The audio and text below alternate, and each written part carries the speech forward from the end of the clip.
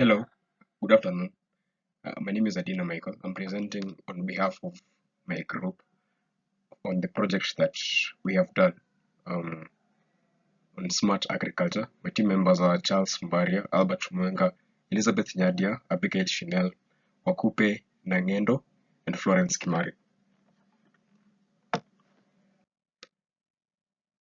Smart agriculture as a project is an agricultural project that is meant to help us help farmers to reduce crop diseases significantly to increase agricultural productivity. The concept behind this is the fact that crop diseases significantly reduce agricultural productivity, often going undetected until they cause severe damage, leading to losses to farmers and food insecurity. And coming up with comprehensive information collecting systems, especially with remote sensing and analyzing the systems, can help us to greatly mitigate this problem.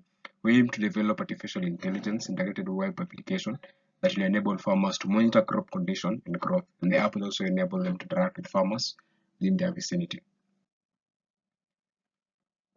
An example of a farmer that we have seen is a guy called Mulutu Mobui. He's a coffee farmer, 61 years old, residing in Meru.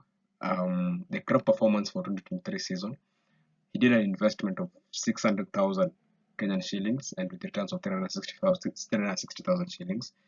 The contributing factors to the losses are pests and diseases, difficulty in identifying crop diseases, difficulty in finding crop drugs, difficulty in controlling pests, and unpredictable weather patterns, dilapidated plants, inefficient supply chain, and trouble finding agricultural experts. Just for the record, this is a fictional character, but of course, even if we went out to the field, we would find very, very similar scenarios. And these are our statistics. We did research for majorly two diseases: maize lethal necrosis, the most recent statistic being the 2018 statistic, and cassava disease from 2022. Our solution is that the mobile application is supposed to give farmers access to Shamba AI model that enables them to identify and come up with solutions for dealing with diseases. They also find a platform for contacting agricultural experts. Weather forecasts are also readily available for them.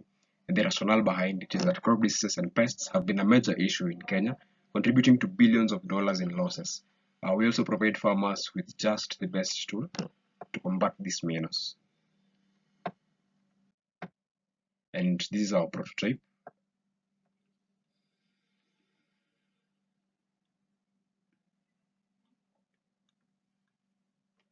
Okay, sorry, skipped a page. Seems like it won't allow you to go back. But basically, we had our homepage that will give us access to all the other pages.